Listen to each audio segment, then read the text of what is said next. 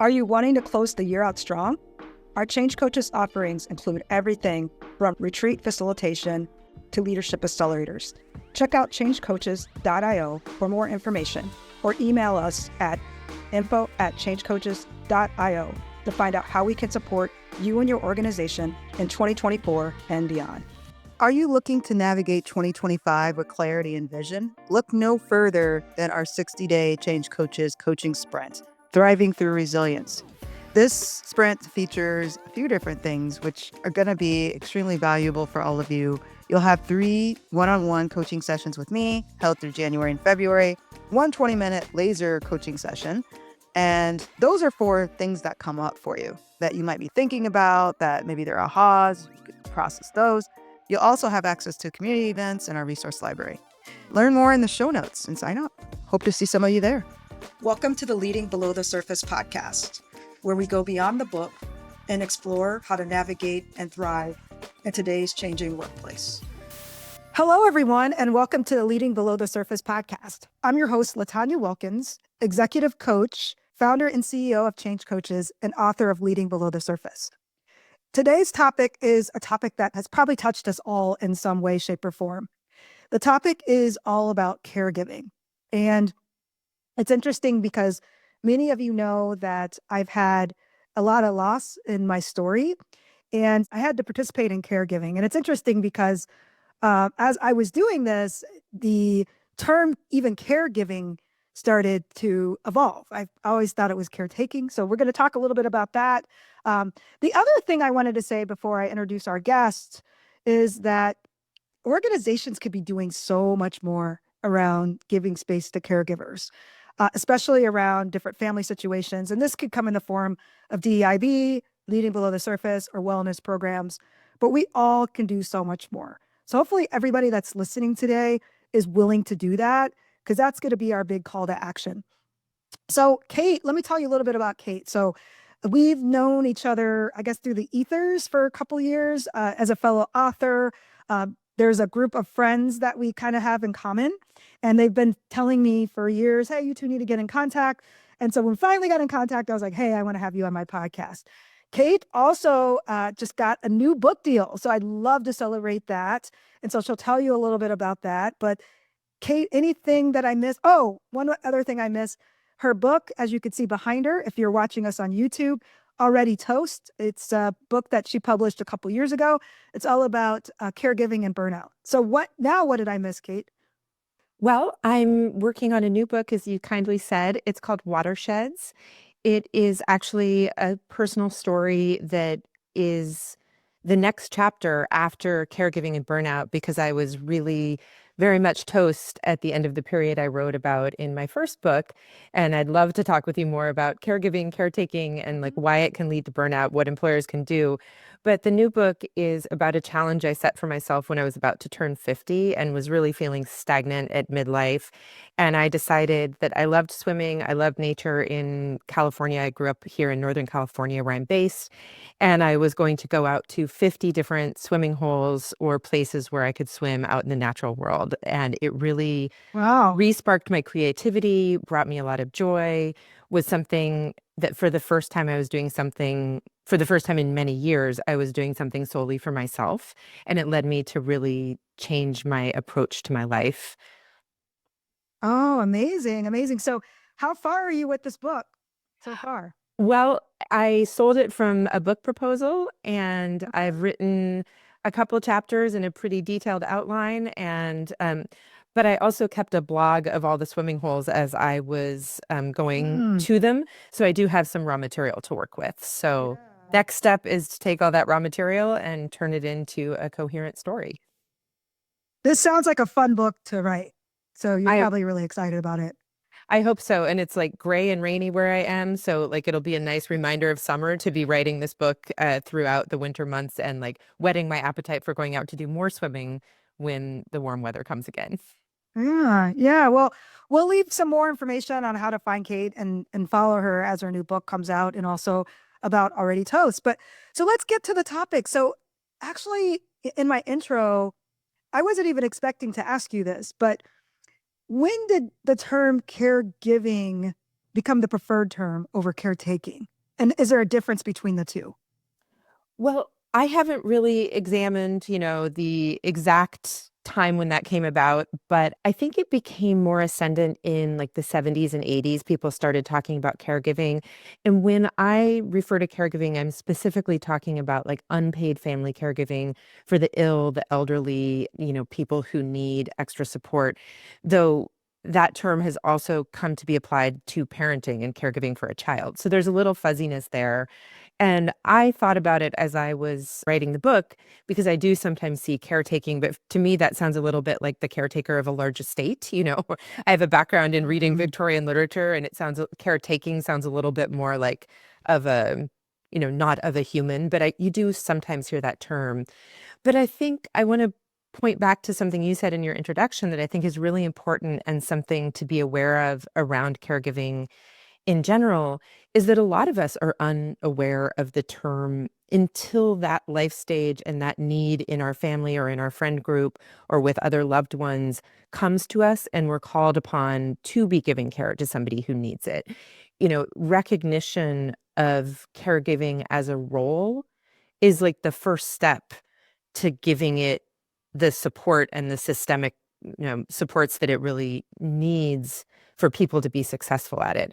I didn't think of myself as a caregiver particularly until I was like well into the journey. And there are also a lot of tasks and demands associated with caregiving, especially in cases of really severe illness or like ongoing decline, as in the case of dementia, that people don't even think about as caregiving because they're not hands-on care, like dealing with finances or health insurance or any number of other kinds of tasks. So I'm glad you pointed out that there's kind of a lack of awareness of the term until you're kind of acutely in the middle of it for a lot of people.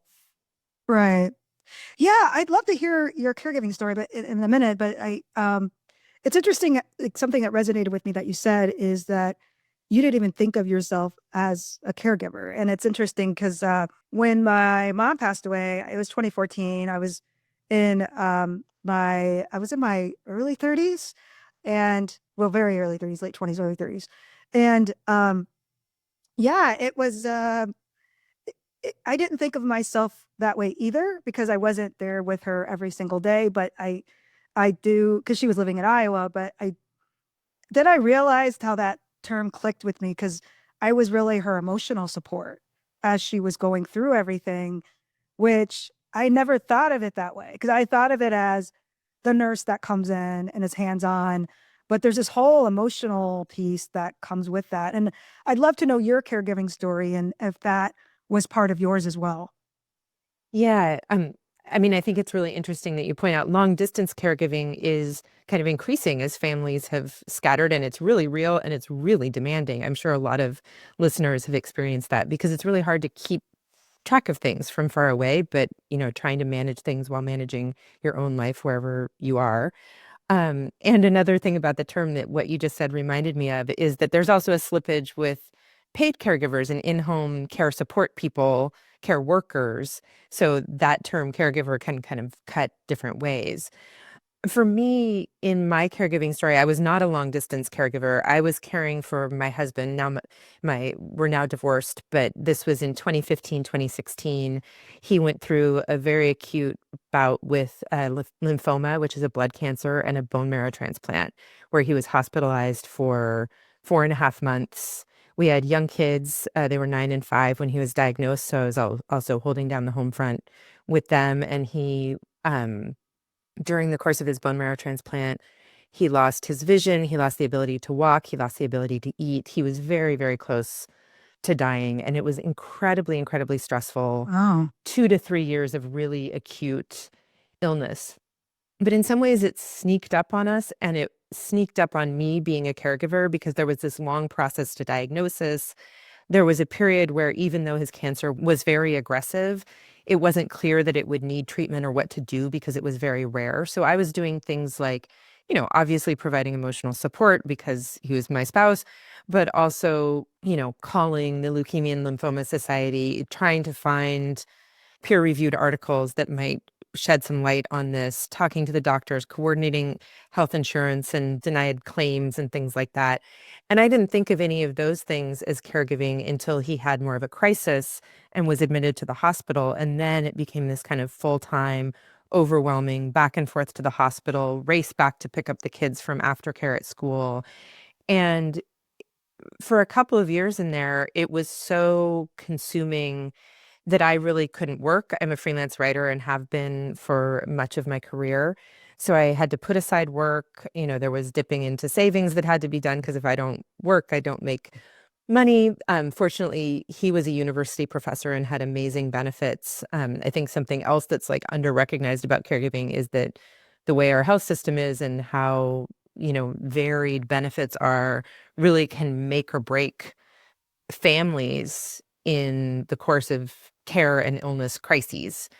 So there's just so many multi-layered pieces to the experience. And I know we're eventually going to turn to talking about caregivers in the workplace, but I think back on I couldn't have thought about writing a story and billing for it and everything. And to get up and go to work and get through a day and then race to the hospital, it's a really tough road for caregivers. Yeah, it's interesting that you are a freelancer and you couldn't work because that's very flexible. I mean, that's very telling that you couldn't. And it's interesting that you say that because it was my mom had she had heart disease, and we just thought she had lived a long time with it. I didn't even know she had it when I was a child, and we'd have family members come take care of us, but at the end, I was kind of in denial and it was really unpredictable. And I was like, oh, I think she's going to be okay. But yeah, I remember those days where I had to just leave and just take a weekend trip or whatever. It was getting really harder and harder. And then when she did pass away, I wasn't even expecting it. I mean, I took a quick trip. And I wouldn't say my employer was great about it. I mean, another loss I had was my sister, but that was more sudden. And I was pretty young. I was in my first job at a business school at that time. And I would say my workplace wasn't understanding, and it wasn't caregiving for other. I don't know, is there such thing as caregiving for yourself? But I kind of I was having a hard time with that because I was so young and it was very sudden. It was a sibling. And so maybe let's talk about this because you did say your husband had good benefits, but why do you think caregiving isn't something that is recognized in the workplace? I mean, I think there's so many, again, multi-layered reasons for that. One is that we're all, expecting to be our professional selves and put aside a lot of family and juggling and other pieces of our lives in the workplace. And that's kind of American workplace and other culture. We also have a really individualistic culture where there's this idea that families are kind of making it on our own. We don't, as a rule, and there are many exceptions to this, but the prevailing mindset is not of extended family support networks. It's more of the nuclear family, and your problems are behind closed doors. People are kind of being stoic. I think, the pandemic probably broke this open a little bit because none of us could hide, the chaos in our homes when we were trying to work during the pandemic. But there's just a real separation between home and the workplace. And in a society where there's no mandated paid family leave, we're still, except in a few states, on, unpaid family leave. There's not flexibility. It's up to the individual employers. And I think, many employers see the bottom line of giving people the unpaid family leave and don't see kind of the larger picture of well, if you support your employees as full humans, you're more likely to get, better, better work, more loyalty, a longer term relationship with a valuable employee. So the benefits for people, the kinds of supports people have in place for caregiving, which, as you really rightly pointed out, is often so unpredictable. You might need to take one afternoon to go take mom to the doctor's office, but you don't need to take the whole day, so you don't necessarily need to take that 12-week leave. It's limited to specific family members that you can take a leave for. There's not that often that flexibility or that ability to pivot in unpredictable caregiving situations. So there's just a lot of factors at play, I think, for caregivers. And they've looked at there are a lot of statistics out there on caregiving in general. There's an AARP report that comes out every 5 years. So I think they're expecting a new report next year in 2025. But the 2021 is the one I'm familiar with. That showed 53 million caregivers in the US. That's adults caring for other adults. So that's a huge proportion of the workforce because it's mostly people in their earning years, though, many seniors caring for each other as well. And there's a really high proportion of people who are working and caregiving. Like, I think I'm now forgetting the statistic on number of people in the workplace who have care responsibilities at any given time. But there's also kind of a shocking statistic that 70% of people who are doing caregiving are not really disclosing that or being particularly open about it at work. That's another really telling thing. And I think when you mentioned the individualistic culture, that really resonated because it's you don't want to reveal that. You don't want to reveal it to be a weakness. You don't want to be fired because people don't see you as someone that could show up or someone that could get the work done. And that's what I was feeling in my job. Like when I lost my sister, I was afraid to take time off, which is interesting because you have this time, but a lot of companies don't want you to take it off. It's kind of like PTO. When you have unlimited PTO, a lot of people are afraid to take that off, but 70%, wow. And so that makes me wonder what people are hiding. And so that takes me to the next question. Um, it seems like women and people of color, I don't know if you have any stats or data on this, but it seems like we're doing more of the work. I have two brothers left, and like I said, I was doing most of the emotional support. I mean, yeah, one of my brothers, he was doing a lot of the fine, like I guess the cerebral stuff or the tactical stuff. He was doing that, which is still it's valuable, but I do wonder if the bulk of it falls on women and people of color. Yeah, it's interesting that you tell that story because it exactly reflects the statistics because there are studies that show that even when men are involved in caregiving, they are tending to do much more of the lighter lift tasks, whereas women are doing the physical hands-on care. Women are much more likely to be assisting elders with toileting or with showering or with wound care or things like that. There's a much higher pressure, I think, on some of the physical tasks. Estimates on, women and the discrepancy or, their in terms of gender and caregiving vary. I think the most reliable stats are put at about 2/3, like ranges from 61% up to like 75%, depending on the study you look at of like who's doing serious caregiving, but that's women. And as for women of color are particularly like disproportionately doing more caregiving and also interestingly entering into caregiving younger on average. So that means that like younger employees, such as you were, are more likely to already be in the throes of caregiving than maybe their white counterparts and certainly than their white male counterparts. So that's something that I think employers who are interested in DEI and retention of like excellent employees who are women or women of color really need to be looking at and thinking about like how can we support these employees who may be facing different and greater pressures than some of their counterparts. Yeah. Yeah. It's so interesting. It's also that compounds with the workplace and all the oppression that women see already, or just the expectations that are put on them to take care of everybody. It's so interesting, and especially women of color. So, I was reading an article the other day, and it was talking about, I don't know if you've heard about this, but a lot of organizations are revamping their EAP programs because they have low usage or they're just they're not really providing what employees really need. I mean, I know some of my clients, but some of my coaching clients, they've tried to source coaches through their EAP and it didn't really work very well, or therapists. And so I've been reading about new type novel services like concierge care coaches.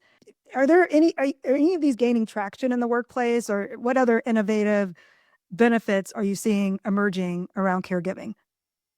Yeah, I think there have been a lot of efforts, and it's an emerging space that's really emerged significantly even since my book came out in 2021. A lot of startups, but I think the struggle there is kind of trying to find ways to scale up care when it's a very individual and particular thing. But there are companies out there that are offering to employers a benefits package that they can offer to their employees.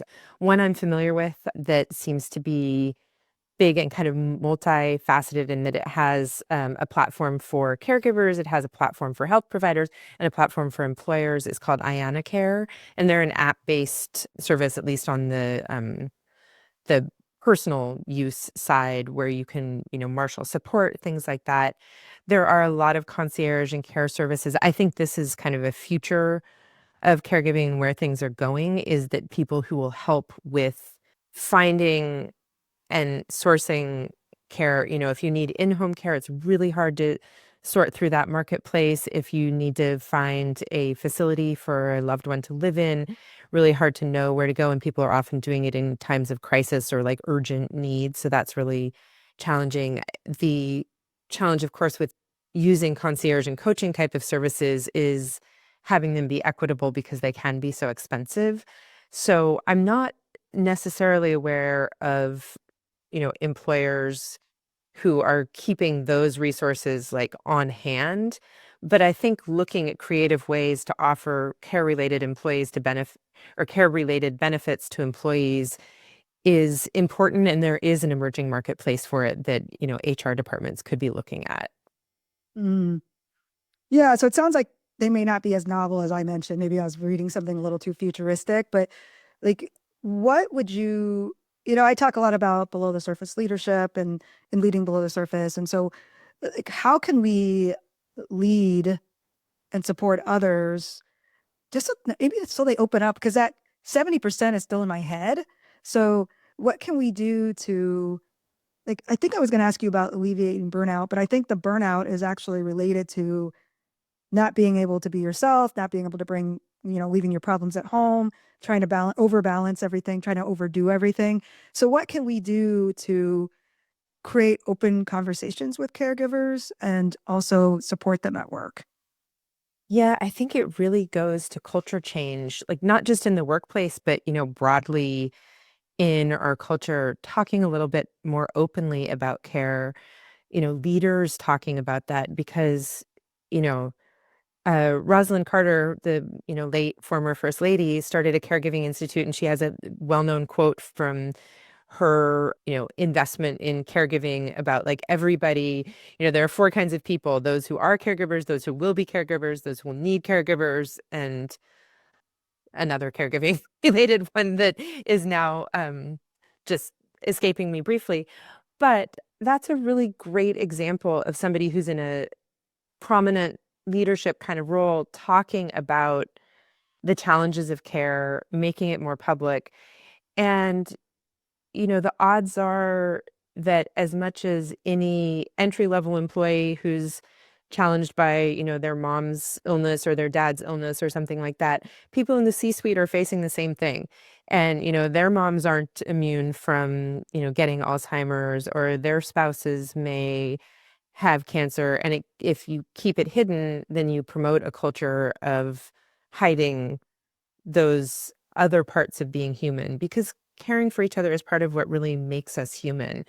And I'm not saying, go into work and disclose all the gory details necessarily, but making sure there's an open atmosphere for bringing the pieces of ourselves to the workplace or to other kinds of situations, that it's not taboo necessarily to talk about the struggles of being a caregiver, I think is kind of the first step.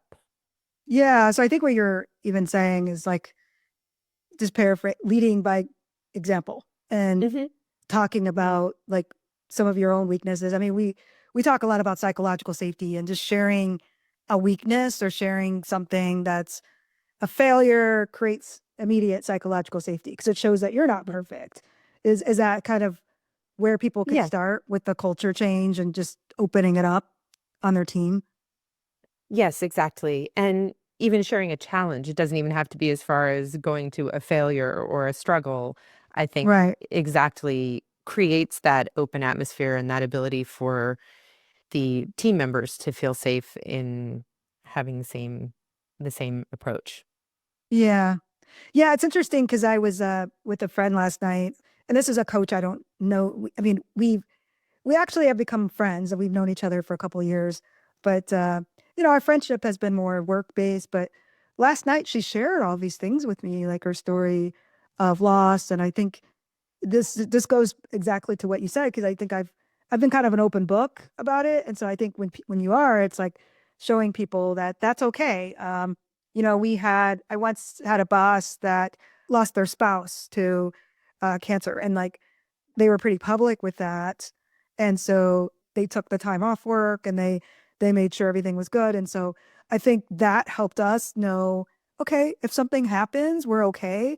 And isn't it great to work for a boss like that? That you just know you see them go through something, and it's unfortunate. You don't want them to go through it, but you see them getting the space to take care of it.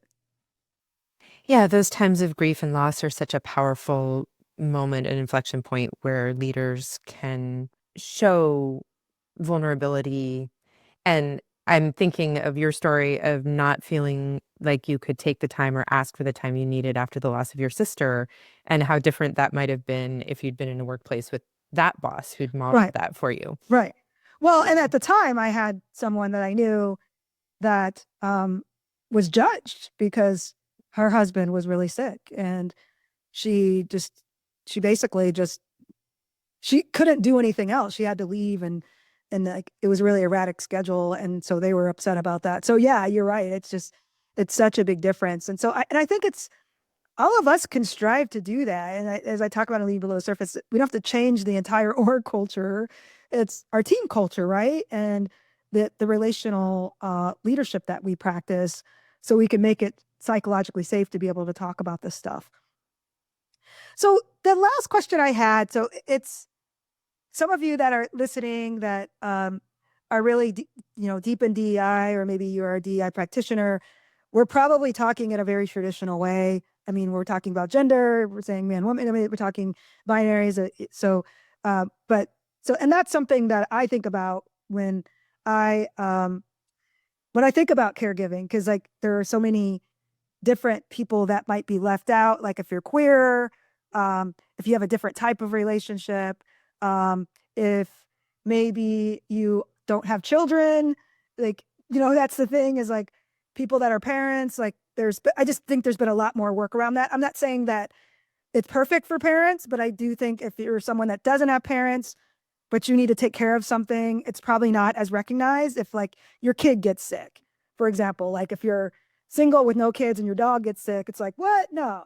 But if you have kids and your kid has a cold, yeah, of course, you're going to take the day off and someone's going to say, oh yeah, my kid was sick too. And you're going to start a conversation. So this is another dialogue or even question I have for you, or maybe we can engage in a brief dialogue about it. But how can we be more open to different family structures? Because again, it's like, I think they have the traditional ones set in their mind, like parents with dementia or aging parents or, a spouse that's sick. But what if you don't fit into those boxes? Yeah, I think that's such a great question. I'm so glad you brought that up because it's really important to look at that full spectrum of experience.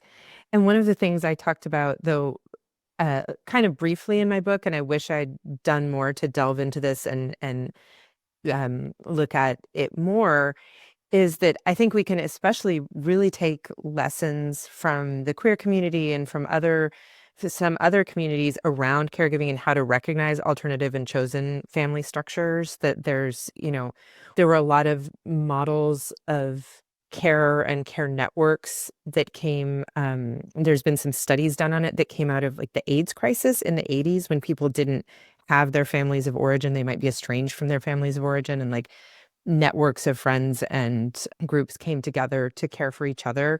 I think it's so beautiful and so valid, and we need to kind of look at it as a society of like, because those traditional one-on-one your mom has Alzheimer's are not sustainable. Like caregivers are tapped out and they're sandwiched, and many are have more than one care obligation within a family.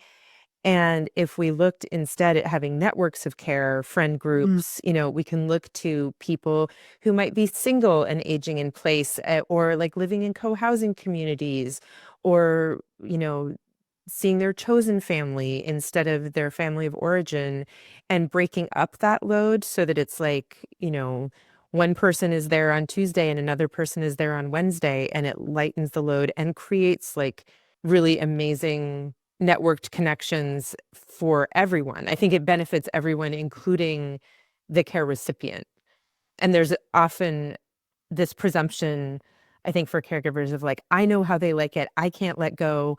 And it becomes this vicious cycle of then you're burned out. And it's like, well, if we could find ways, it often also comes up in sibling groups of like one sibling is the lead, as you were saying before, and others, aren't stepping up. And even if within families, we can look at more kind of networks of care that give people more flexibility. But outside of traditional nuclear family structures, I think is just a really promising place to explore. And I would hope that both employers, as we're talking about, and like the larger culture moves toward validating those kinds of relationships.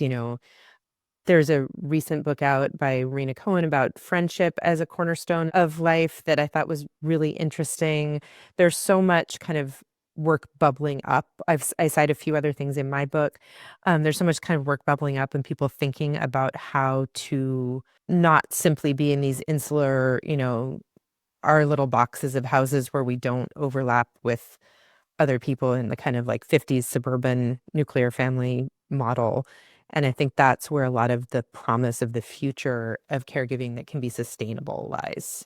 Yeah, I love that. That what was really resonating, and it just formed my heart when you said networks of care, because I think that is the future. I think it is like where, people have their chosen family structures, and it's different ages, like different types of care. Like it's not just the nursing care. It's like, having children around, or, older people around, or your friends, or, yeah, I think that's really interesting. And I wonder if what do you think? You think we'll even see more of that, right?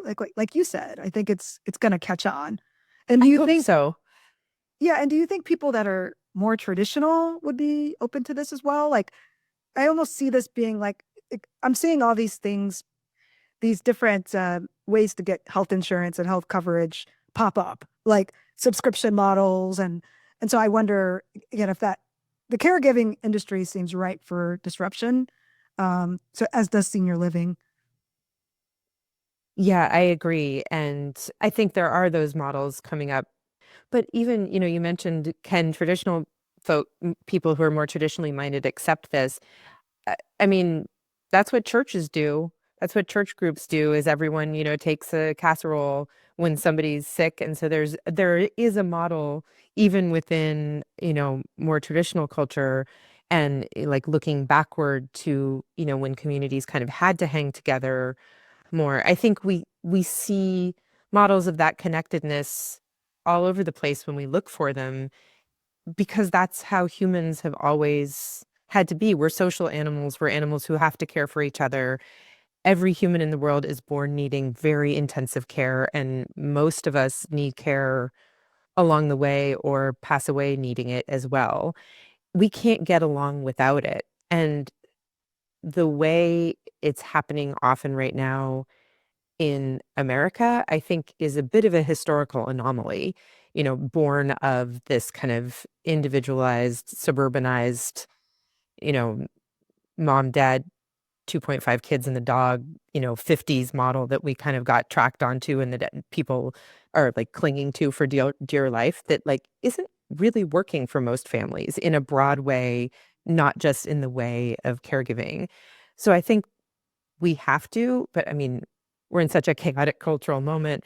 Healthcare is obviously in crisis. The healthcare industry is creating crises broadly.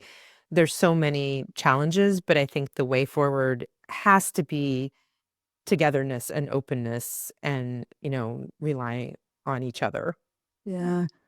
Yeah, you made such a good point.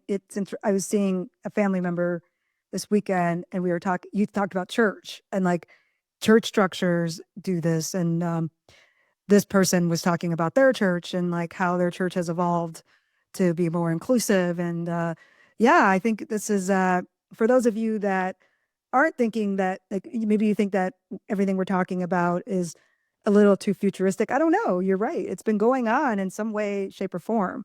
And I think with younger generations, we kind of want that, right? Like, we want to be with people that we love. Like, we don't want to be, with people just because we have to be out of obligation.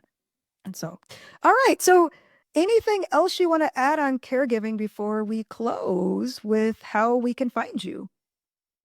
Well, how you can find me, my book is widely available, Already Toast, Caregiving and Burnout in America by Kate Washington. I'm pretty easy to find. I have a website that you might be able to include in the show notes or something like that. Can be found there, on social media, on LinkedIn.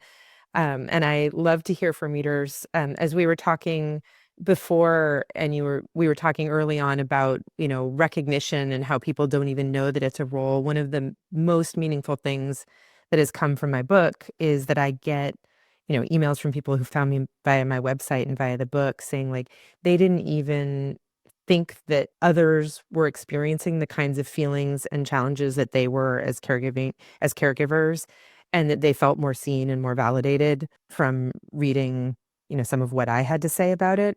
And that meant so much to me. So if anyone would like to reach out, I really invite you to do so. Great.